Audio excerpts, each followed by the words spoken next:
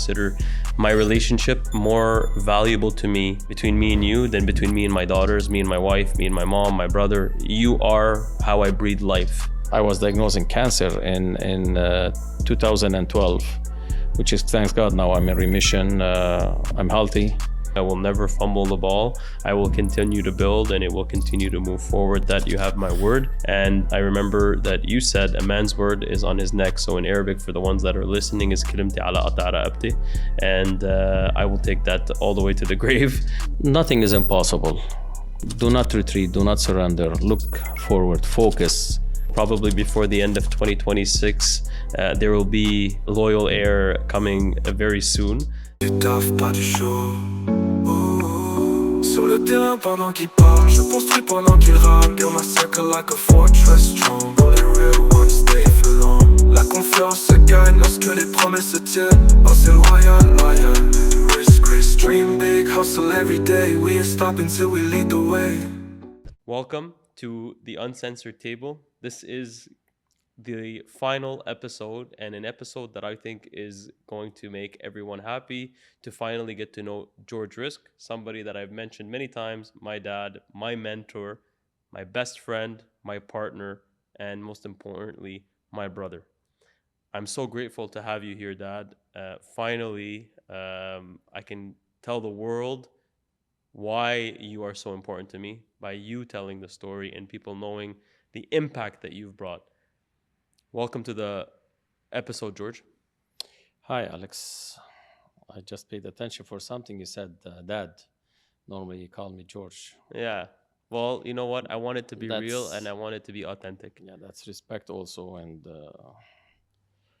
if we can, basically, I want to start, George, with take us back to the beginning. Who are you? We want to get to know who is George Rizk. I mean, where are you from?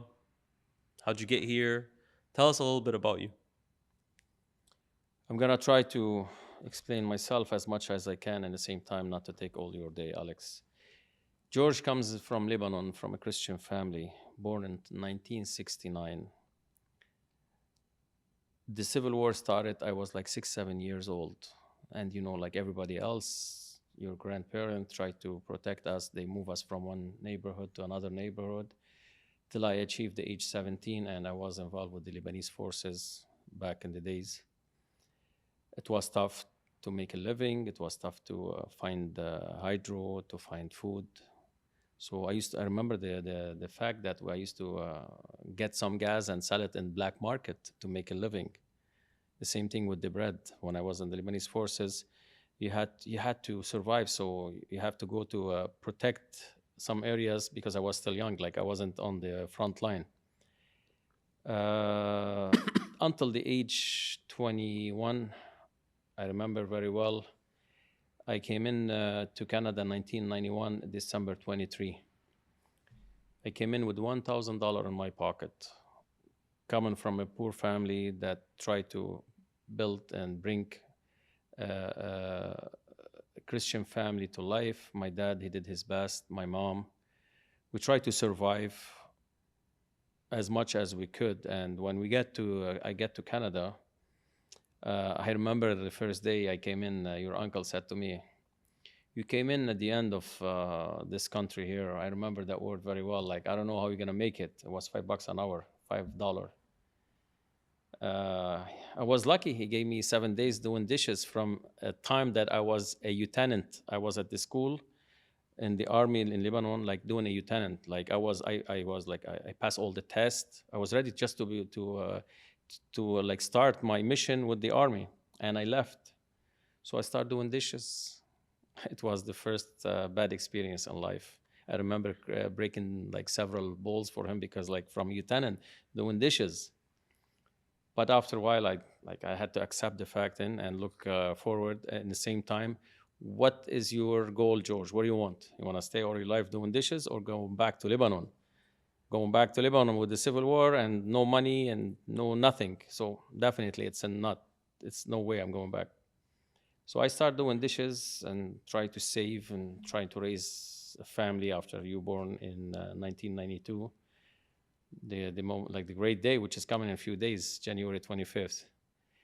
After all that time, Sam was supporting me, your mom, like every day. Also, she was working. Me and her like try to make a saving, save here, save there. Don't buy this, don't buy that. Like like everybody in the beginning of their career, trying to save to do something in life.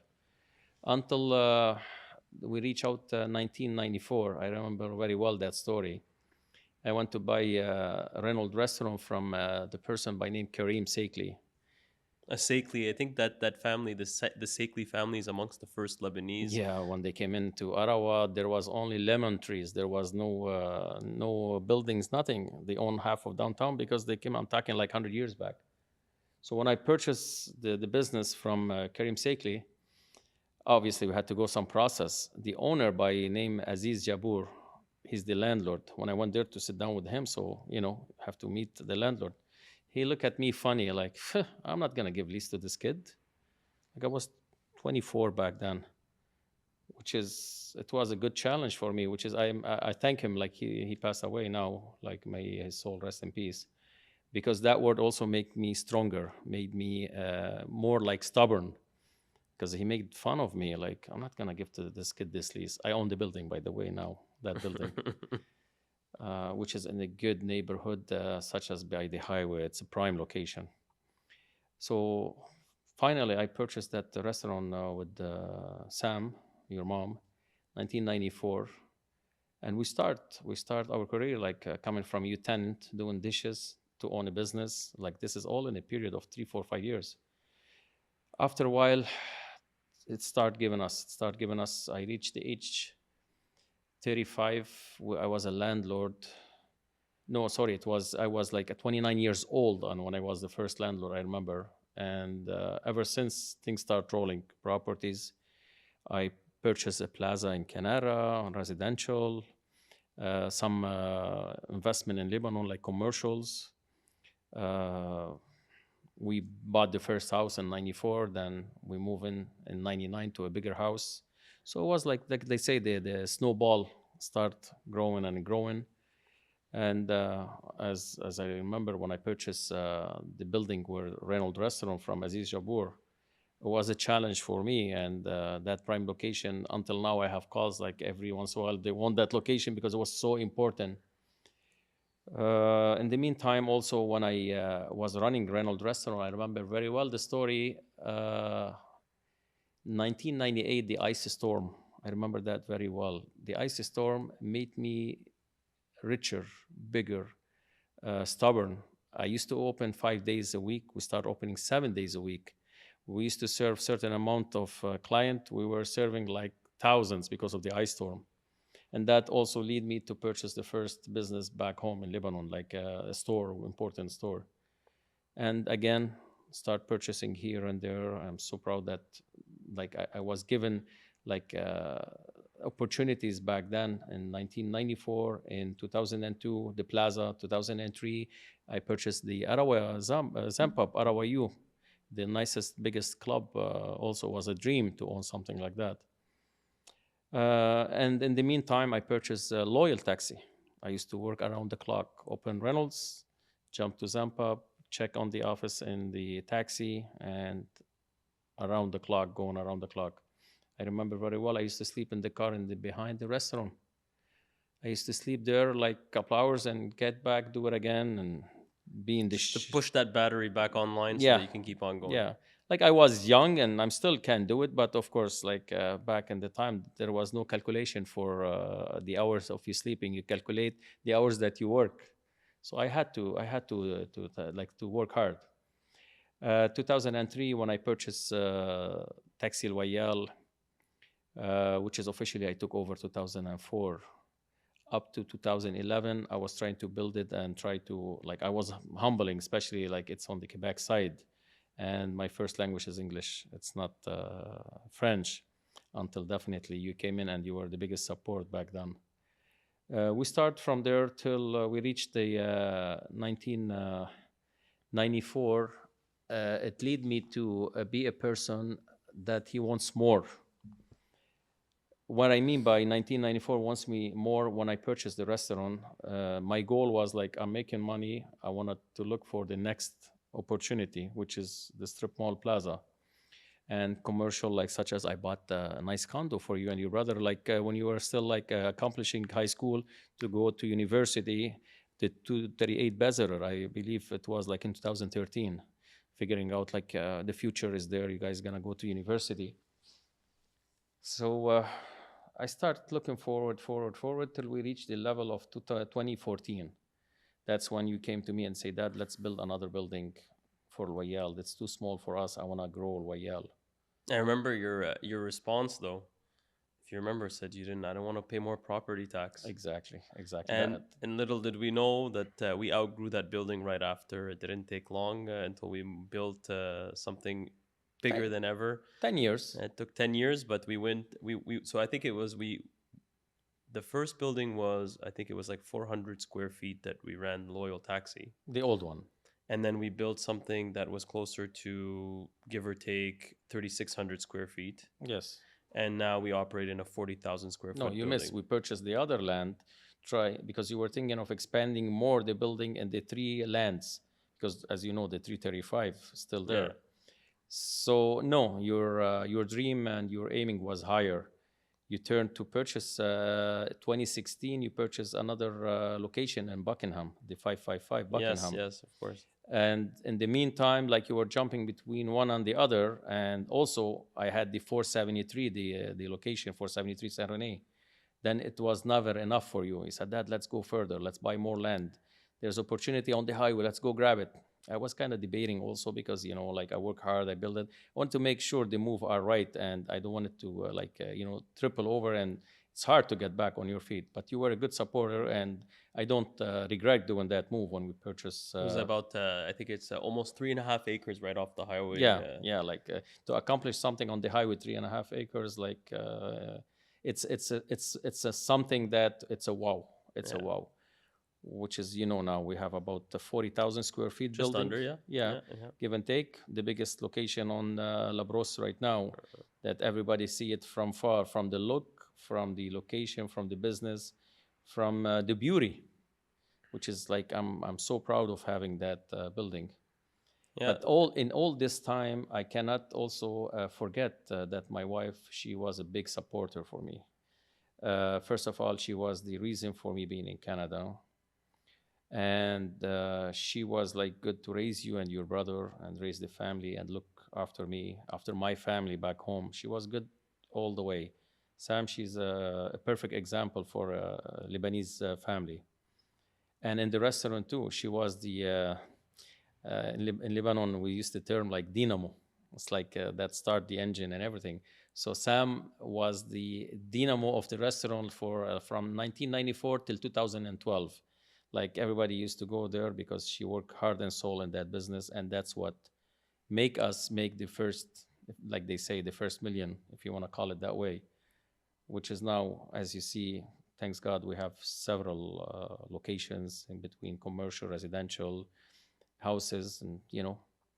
So Sam was supporter between 94 till 2012, heart and soul, lots of hours, coming back home, raising the kids, making food for everybody, making sure everybody is like warm and everything.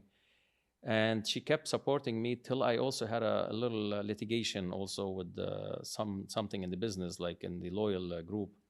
Also, she was a big supporter. Well, if I remember, I think you had purchased Loyal Taxi was purchased in 2003, took over in 2004, and The first purchase was 2002 in February 1st, 2002. And then I think that if I recall correctly, in 05, you had your partner and you guys broke off. He tried to play games like like partnership. Sometimes I don't support it. Not necessarily that everybody is bad, but it turned to be like the partnership that wasn't the right partnership. And then I think it ended up by going towards court, trustees. You weren't sure, you were worried. And I remember you told me a story. You said, I remember your mom is one, I was saying that, can you believe how big together we've built the Loyal Group? And I've been able to transform it into one of the most powerhouses in the province of Quebec. And I remember a story you were telling me. You said your mom is one of the main reasons why we were able to be in this position. I said, "But what do you mean?" And you said, "Well, when we were going to court, I was like, I have to open the restaurant, got to go work, got to go to court. I don't know if I have the energy for this, and the patience and the spending and the heartache that it put me through." And you told me your mom looked at me and said, "George, you're not gonna give up. You're gonna go and you're gonna fight every single day because this is your right and you're gonna win." Not just about right, because I was accused of stealing money. She wanted to prove the right is no. It's because back home in traditional wise, when somebody like stealing, it's a big word. Somebody accuse you with stealing, so it's like pride, your name, your family, like something it doesn't pass like normal when you say something like that. She said no, you have to go to court, you have to fight to prove, even if we have to sell everything again, just to prove a point that you are innocent and he's the guilty one. And unfortunately, that's the fact. It happened that I turned to be innocent and he's the guilty. And here we are today because of honesty and rights and support of your mom, definitely. And he's out. He's from the history, if you want to call it.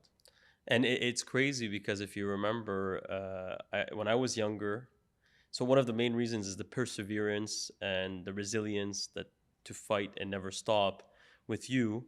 Uh, I grew up watching you, and a lot of people, like I've said in the past, when I was in high school, everybody knows how I was always suspended, always in trouble, and they would say your eyes light up like stars when you talk about your dad. And what people don't understand is you mean literally the world to me. Like there is nobody more important. I consider my relationship more valuable to me between me and you than between me and my daughters, me and my wife, me and my mom, my brother. You are how I breathe life.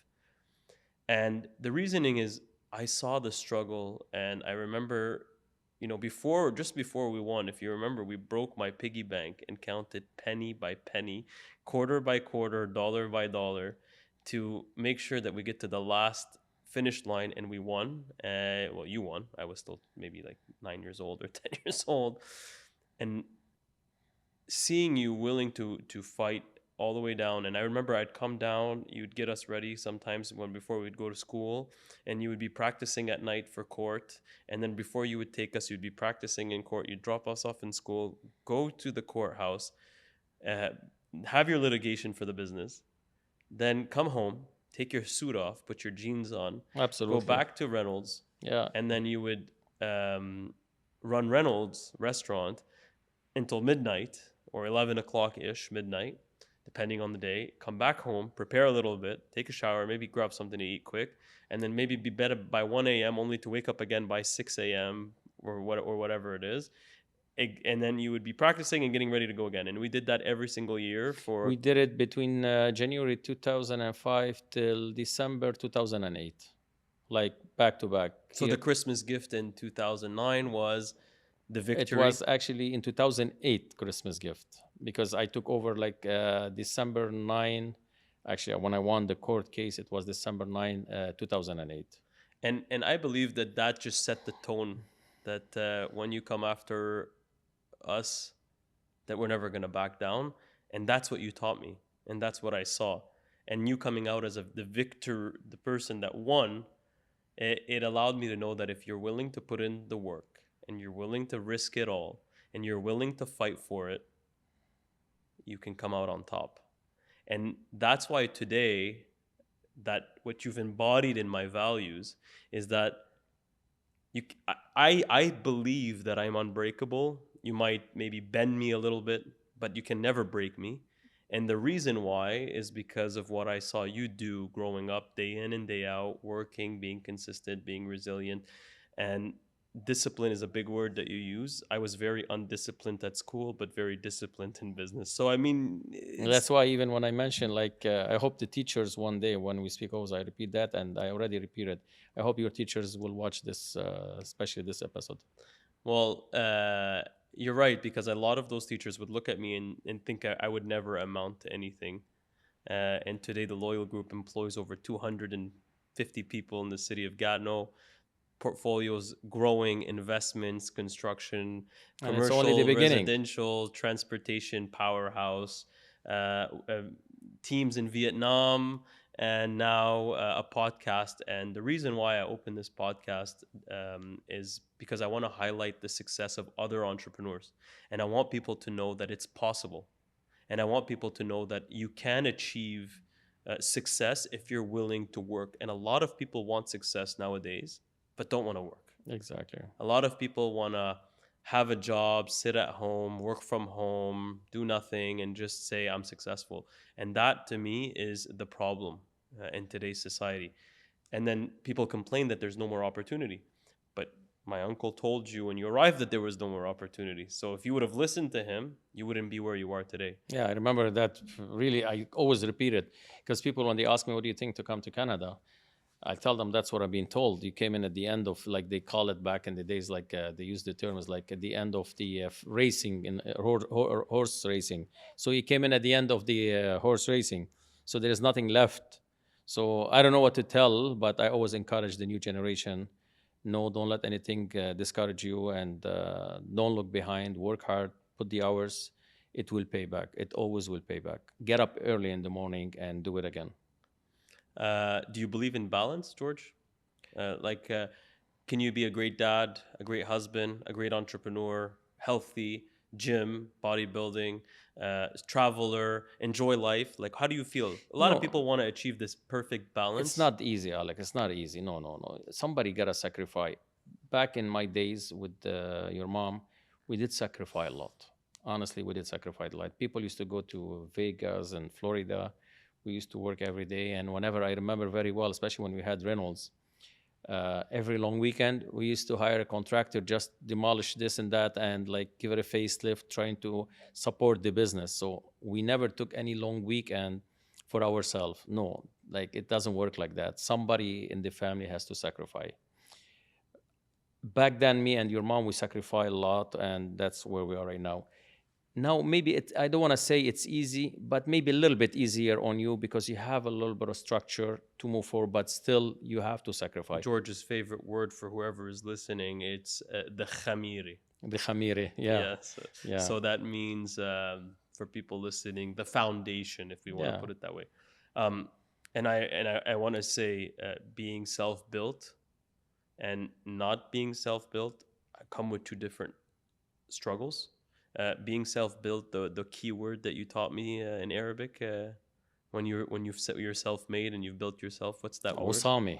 Osami. Yeah, that's a big word for a lot of, like I'm sure a lot of people know it, but for a lot of people they don't achieve it and admire it. They don't know what the meaning of Osami. You start from scratch. Like I told you, I used to sell gas back home in the 1990. I used to buy some at price or whatever just to go sell it to make extra, like pennies, if you want to call it. So yes, like you said, there is a price for everything in life. Do you feel like you've paid a price, and what is the price? For what I achieved, time, I paid time. Yes, health, I was sick for a bit because, hard work, but it comes with the territory. Like nothing comes easy again. No, I did achieve. I can't complain. I did achieve. And what is the hardest moment that you had to live in your life? If you can pinpoint a moment that it hurt the most, but if there's more than one, go for it. But if I remember, I remember very well. I was 16 years in Canada. Like I never went back there, and at age 49, my mom passed away. She was 49. Yeah, she was 49, like very young. And when I left, she did ask me. I remember very well, December 23, 1999. Please stay Christmas with me. 2 days more than go to Canada. I insist, and I left. That's something like, I don't want to say I regret it. I didn't know that this is how it's going to end up her life. I figured like life is ahead of us and like we're going to enjoy several Christmas nights together. But unfortunately, you can't predict the future. But you can prepare yourself for the future. So my biggest loss was my mom back then. And my second loss, also my dad, 2019 also, when he passed away. And it was like his dream that he was almost going to accomplish when I built a small house for him.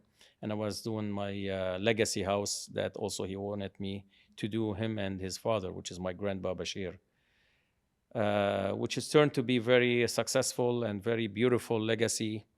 Everybody's talking about it now. From my dad was like a police officer, used to make peanuts in their wages, to a person that built all this mansion, and from 200 square meter land to 6,000 square meter land right now, which is I achieved after I repurchased what they sold to survive in the war, to because they had to bring some bread on the table. So there was no work, nothing. So they had to sell those lands, which is I did rebuy them again. So the lands that are my grandpa or and his siblings or my Yeah. grandpa had to sell off to survive, Yes. Yes. you've been able to go back and try to gather back the lands Yes. that were That's lost in our exactly family. that's Yeah. exactly what did, which is the last one I bought like a year ago. But we go back to the sad moments. Like I said, time again.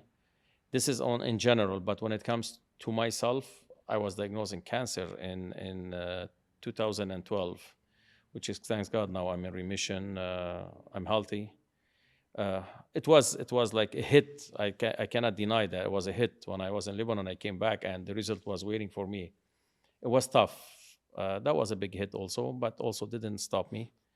I kept like the first couple of weeks. It was tough. I stayed in the bedroom almost alone, especially when the immune system was low. But I did fight for it. 2015 also was a rough And moment. that, just so you know, you probably don't know this stuff, but I remember when you did have cancer, I had it the hardest because my life, he's sick, and what do I do? And I think I was like 17 or 18 years old when that was happening. I remember I was parked on a red light. I got goosebumps talking about it. I was with Ali Shama, and we were somebody beeped or I don't know what, and because I didn't go on the light, and I was not driving on the green light because I was in the cloud, and I was thinking about like, why is it not fair? My dad's sick, he shouldn't be sick. It's not fair, when you're young and don't understand. And then somebody kept beeping, and he started yelling at me. I remember I came out of the car and I punched the guy's hood because I was so angry. And then Ali told me to get back in the car and like just call it a day and let's just go and continue where we're going. And I remember that moment. I released that anger because I think that sometimes people are over stressing things that are not important and not stressing enough things that are important.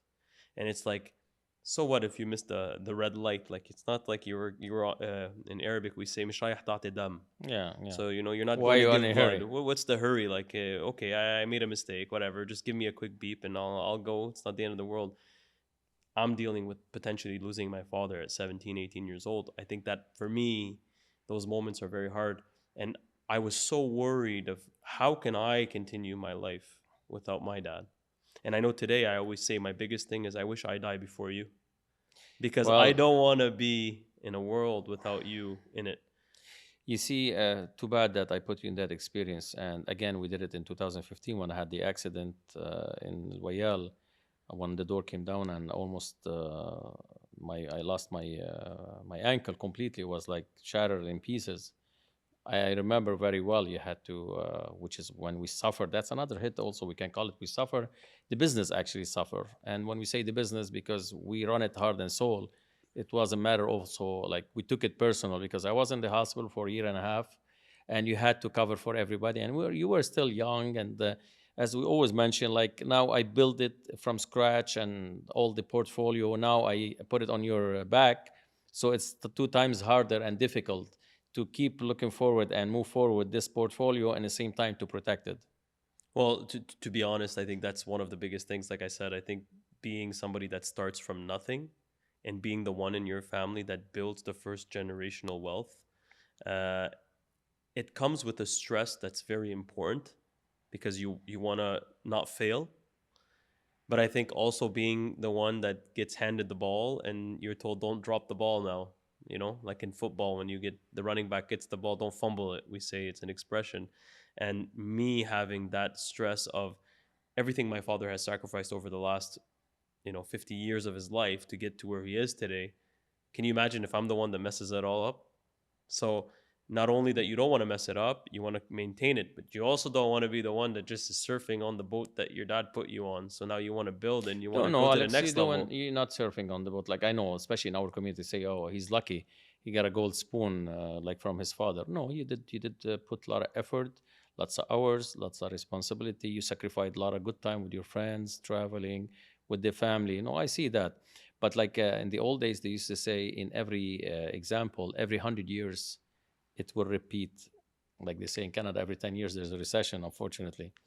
But in our circumstances between you and me, I remember from our culture and the past of my family as a history, I remember very well between my grandpa's father back in the days was something important. He used to be a preach. They call him in Arabic. What was the word? Sheikh. Sheikh Salah. Yeah, you're right. Good. See, now you are supporting me. Yeah, these call when you used to call Sheikh Salah, which is like a preacher of the village, like it was something big.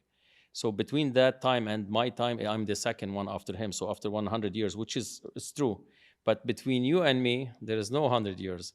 So now I'm in a debate between that phrase: is it every 100 years, or what's happening, or the generation is different nowadays? Well, I think it's also on maybe not necessarily just over time, but I think the man that you are, it turns the man that I will be. And I'm following in your footsteps, following in your examples.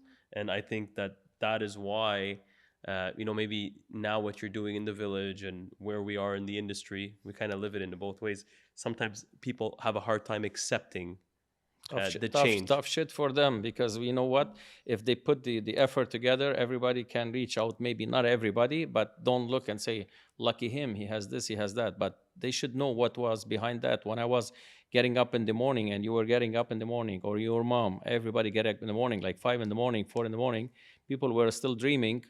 So they Yeah. got to look at that too. Well, I say though that I cannot be outworked, and that comes from the work ethic that I got from my parents. And Yeah, me and your mom were like very stubborn. Like she opened and closed, like we never blinked for nobody. well, that's why I say that in an homage style, because growing up, I got to see all the things you said. Like I could tell the story, like I lived it, because I got to see, my mom sacrifice her weekends, open the restaurant at 5 a.m., being with you in the evening. If we would close, open for a party, she'd do a double shift. Whether we would go check out on our properties after we worked all day, and I'm calling you a workaholic because you never got bored. Uh, Seeing that Yeah, remember every that story single, when we went to the plaza yeah, after working all day? Like it was very busy day at the I think restaurant. we had done like 12, 14 hours. For me, I was Yeah, there with mom. I got there at 5 a.m. and you wanted to keep going and keep going yeah. and keep going. Then normally kids like back days, like in the age like 10, 11, they say to their parents, especially their father, Dad, you are alcoholic. I remember I repeat that story. You were so tired and like, Dad, why you are so mean? You are so workaholic. I still tell that story. Well, and that's what you've embodied in me, Dad. And I hope that one day I will embody that in my kids, is to know that anybody that wants anything, what I learned from my dad is work, work, work, work, work.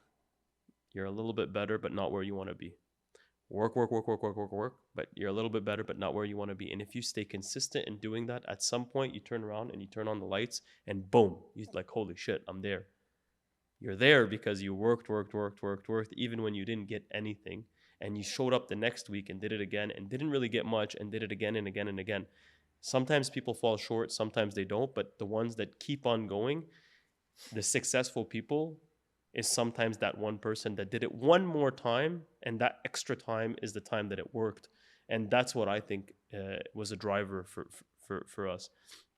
And I like what you said, because a lot of time we're perceived in certain communities as Mount Everest or the sharks or whatnot, and uh, they don't know what's the inside. They just see the outside, and they don't know the hardship, the hard work, the health sacrifices, the family, the time. They are not there like where you are right now. That's why they are the outside, not the inside. So, because if they did live and sacrifice and reach and accomplish where we are right now, definitely they will be the insider, like as a story, instead of being the outsider. So I don't blame them. Although this is the reality. This is the culture and the community and society, if you want to call it. That's how people are built. they always look at people like other people, like that example, like when you are walking, you see somebody on a bicycle, turn around, say like, I wish I have that bicycle, and it keep rolling. Oh, I see another person with a car, I wish that car is mine, yada yada. So my advice to you, I repeat again, like family is very important. Where we reach, thanks God, but don't stop, don't give up, and your word, as you always say, like sky or infinity is my limit. Well, yeah, because I know that no matter how much we've achieved, I always tell you, Dad, this is not enough, and I'm gonna do more, and I'm gonna outwork you even to the point where my objective is to reach a whole other level. And I know that you support me a lot because I know that we both dream of something called generational wealth, where we build something that the kids could eat from. And I know that that's the one thing. And I know that a lot of people see this great conversation, but don't know that me and you have argued and fought maybe thousands and thousands of times and thrown things. Actually, when I wouldn't be paying attention, you would just grab something and throw it at me. And then I would just like, and you would tell me, that's why you got to stay The sharp hard on your way. feet, The the hard hard way. way, right? And that's kind of how I want to raise my children, a little bit in the hardship and the hard way, because when you work hard, you'll know the value. I don't know if you remember the story, but the first time I paid someone, like today, I'm the CEO of 250 people almost that depend on us day in and day out.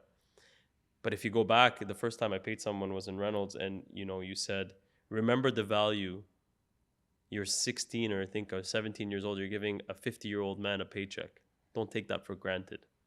And I remember my mom, I told her I wanted to be the guy that counts the money and plays with the money. And she brought me to the toilet bowls and made me clean toilet bowls.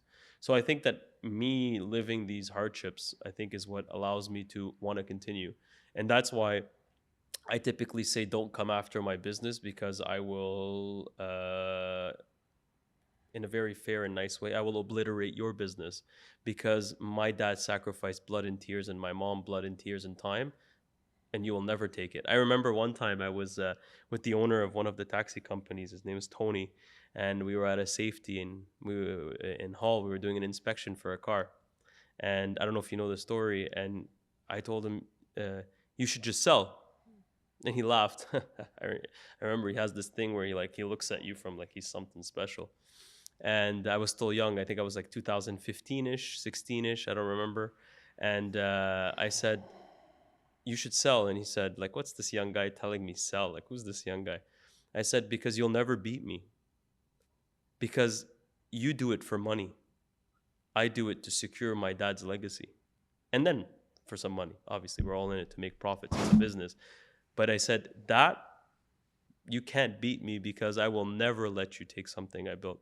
And I think today's, looking down the future 6, 7, 8 years later, we have become the dominant force of the region, because I don't know if he remembers that story.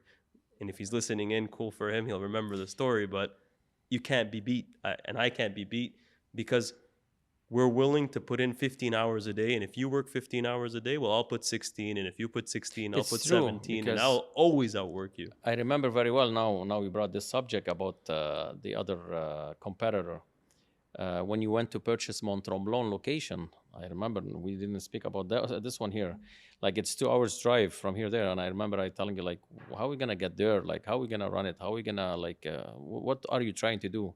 And you said to me that don't worry about it, I'll take care of it. And like today, it still exists, it's running, and we own a location in a very important city also in Mont Tremblant. Well, don't forget, when I started in 2011, we had about 19, 20 people. Now we're at 250. Yeah. And we're only getting started, like I always say. So, well, it's funny, if somebody's listening and they want to compete against me, what would you recommend to them if they're going to compete against me? Because you asked me now, I'm going to have to answer. I will tell them, don't waste your time. I love it. I love it. If we could take a little bit more time and say, maybe what advice would you be able to give somebody if they were listening and they want to achieve the success that you've achieved at all your levels? What's the advice you'd give that person? Nothing is impossible. Do not retreat. Do not surrender. Look forward. Focus. Put something in mind and stick to discipline. And even you yourself, so many times you say, if you want something done, Go see George on the spot. It will happen. And this guy doesn't give up. Like every time he go and come back, he start do it again. And it's like by the book. He go 1, 2, 3, 4. So again, disciplined, disciplined. Well, there's a funny thing that we say, like, cancer couldn't take George, a broken foot couldn't take George, a civil war in Lebanon couldn't take George, diabetes won't take George, and adversary with fighting from the village of people being envious or jealous of now that you're rebuilding. We call it the new generation of the Risk family. Yeah, they said it actually in the village. They said it like, how are we gonna accept this guy?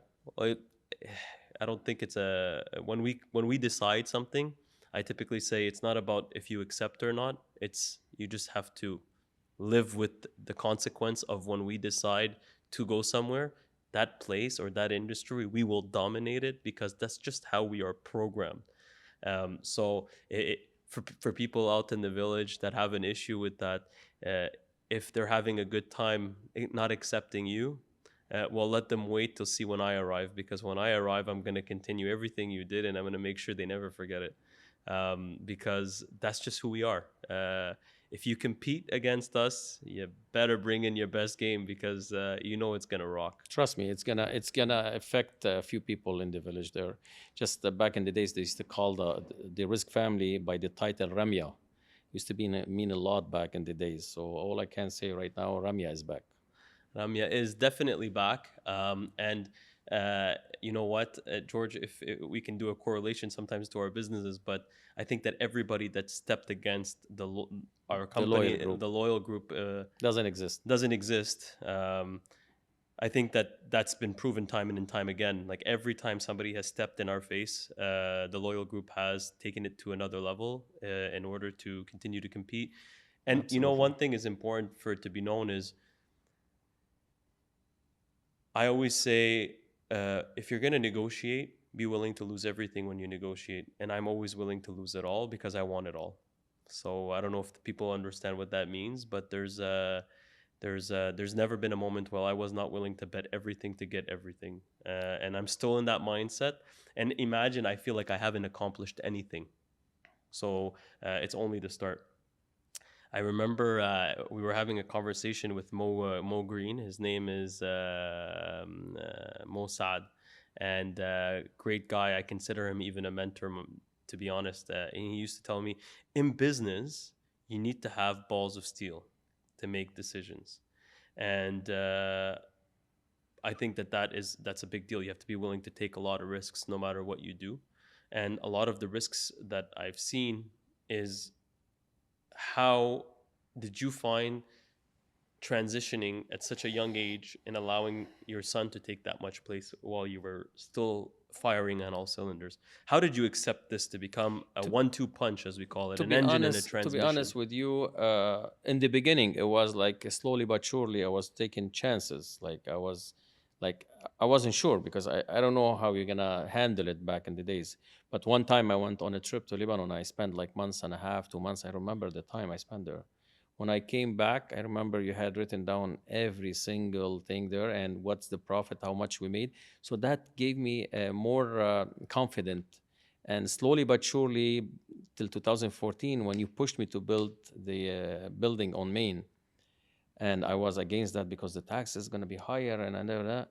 And it would turn to be 17 unit back in the days, up to 150 unit right now. So that confidence started in 2014. And slowly but surely, you've proven it. But George, I remember I was listening to Gary Vee, and he said, like, you know, my dad is the most courageous man to take a back seat a little bit and allow me to take my place and spread my wings. How do you do it? Because one day I'm going to be stuck doing it, and I'm going to have to make room for one of my children to start stepping up. How do you start pulling back? Especially when you still have the fire in you. Exactly. Like, it's hard to explain it, but I'm going to try my best. First of all, when you have somebody like you taking the lead, it will make it easier.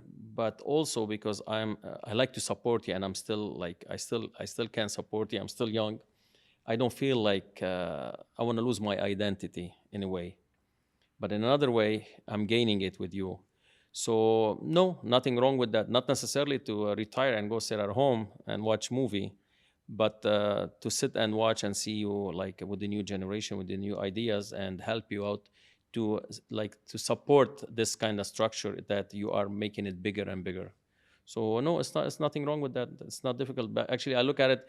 If I want to look at it from a positive, it's good for me. I'll start my retirement early. Interesting. Yeah.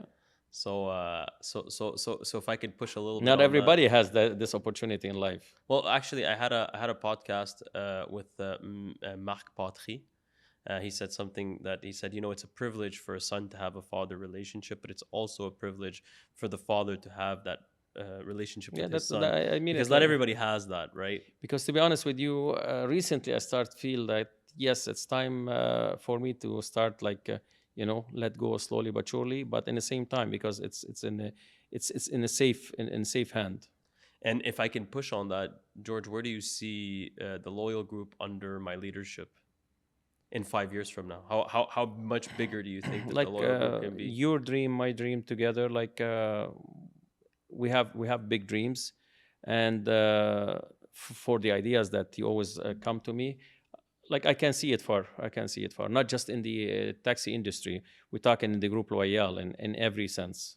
Yeah, the I remember the story with my mom saying, The chopper. yeah. So I said I'm gonna soon have Air Loyal so that we can Yeah. charter planes and move people in the sky and become even more efficient and build this multitude of transportation. And I remember she said, "Oh, Alex, keep your feet on the ground." Little does she know, probably before the end of 2026, there will be Loyal Air coming very soon, and not a lot of people know this. But Well, you just release it. yeah, But I didn't like the color. The first one I like the dark one. well, to be honest, I think that this is going to be one of the bigger projects yet. Just the chance to actually have the Loyal Air being a brand and being in the air, I think that on its own is going to be massive. One thing I want to add also for that achievement, such as a dream, you promise to have a big building and has it says RIZK on it as a tower. Hopefully, you're gonna accomplish that dream. Well, you'll see that it's gonna come because I hope so. I know that every time we've said we've put our sights on something, like I said, we actually We'll make it accomplish it and happen. we make it happen. Because like growing up, like you said, all your life, you said no retreat, no surrender, and always keep pushing forward. And that's the way I've lived my life my entire time, and that's what I hope that my kids will get to see one day. I know that Ronnie will say that the crazy relationship me and you have, like he's like it's so weird, but that fire that exists between us, it's like we compensate each other. What my weaknesses are your strengths, and what your weaknesses are my strengths, and together it's like we propel each other to go further and go to another step. And you know what, who better to watch my back other than you, and who better to watch your back other than me? Absolutely. So I think that it's the one of the most greatest privileges in the world. Some people don't understand, but my dad means the whole world to me. I value my relationship with my dad a lot more than even my relationship with anybody else, as much as my daughters, my wife, my mom, my brother. I think that you trump every single person in my sphere of world. I want to ask you a couple more things before Before you move to that subject, because you brought Ronnie to the subject, I also wish you the best luck with the partnership of Ronnie with the new project, the one on Beechwood. yeah. So Yeah. as we continue to grow in the That's another project that we never mentioned, but now you brought Ronnie in. I have to give his right also. Like, good luck with you and Ronnie. yeah. So the way that we've constructed this is um, I think that you one of the reasons why the Navy SEALs are great is when they're together. And I think that those bonds, when you can build those bonds, they're very big. I've said it on other podcasts. I'm very lucky. I have a relationship with Ronnie and Roy. They're brothers, and I feel like I'm the third brother. And that relationship is to me is also something that I value very, very, very high. And I learned that because of the way you've valued your relationship for the last 20 plus years. 23, 24 with Eli. Yeah. What does that mean to you, and why is that important to have a relationship like that? It's very important, and it's in every way, in every sense. Or you always need in a particular thing you need something like special. Like in a relationship, it has to be special. In friendship, you have to have somebody special. In family, in every sense, in every way. And how you and Eli have been going at it for over 20 years, from being young and flipping tables at a party to Yeah, having drinks and not knowing how you get 23 back. years. How long? 23 years. 23 years Yeah, ago. So you were 33 when the yeah, relationship yeah. officially kicked off. Well, it's true, because I've always said it many times, I consider Eli an uncle, because he's been there for Yeah, you, he is. mom, He and is. everybody throughout so much time for all of us. And it's been just a something that I got to also learn and value from you, and that's why I've been able to find that kind of a relationship with some friends as well. And a lot of times people say, uh, I'm hard to love, but I love hard. And you used to tell me, you trust, you have to, when you trust all the way. So make sure you pick them right. But yeah, absolutely. I think friendship is big. What it does is it creates a lot of synergy to move forward and do a lot more things in the future. Um, where do you see George in the next 5 years? Any Well, aspiration politically? Anything you hope politic to wise, say? Or not at this moment. I had dreams like to work in the like to be involved in politics in Lebanon, to bring the best for the country. But right now, it's not the time. Like they say, if you're not connected in Lebanese, you need a wasta. So right now, being in Canada for 35 years, also it didn't help a lot to create that kind of wasta. Thanks God, I have several friends in positions, and but it's not enough over there. Like the big sharks, they control the whole thing. But yes, I have a dream to accomplish a position in politics in the future. In business, there is lots to come also, and many more to come with being the CEO of the group Loyal and the Risk family. well, I think that I can have a podcast for about like 6 hours with you, Dad, because we can keep telling each other things and stories for forever, and I would love for it to keep going. But I want to limit it on this for now. I want to thank you for everything you've done for me personally, the chance that you've given me, the foundation you've built, and I can promise you one thing: I will never fumble the ball. I will continue to build, and it will continue to move forward. That you have my word. And I remember that you said a man's word is on his neck. So in Arabic, for the ones that are listening, is kalimti ala qata raqabti. And I will take that all the way to the grave. But I will make sure that everything you've built and everything you've sacrificed, it's in good hands moving forward all the time. And I hope that the ones that get to hear your story get inspired, that you can come here with Yeah, $1,000 with nothing, and you can actually achieve it. So if you could say something to the one person arriving to Canada today, what would you tell them? I'm gonna tell them like it's not easy. Yes, I'm not gonna lie to them. It's not that easy. In every country, not only in Canada, everywhere you go now, it's hard to it's difficult, like in every sense. But hard work, consistency, discipline, it'll always get better. Don't look just for a paycheck. Paycheck, you live normal. If you wanted to achieve like as a businessman, entrepreneur, or rich person, or a big portfolio, work hard and put the hours. Nothing wrong with spending the hours on work. You have to sacrifice. So thank you for being here, George. And if there's somebody comes to your mind, who would you invite to the next uncensored table? Uh, there is something in there's a person in my mind, but I would love to announce it in the next season, not right now. And if one person is listening and you have a question for the next person sitting in the chair, what would you ask the other entrepreneur or leader or politician that's sitting there? What kind of question would you have for them? What's your goal in life? That's it. Thank you very much, George. Thank you so much, Alex. I'm proud of you, my son.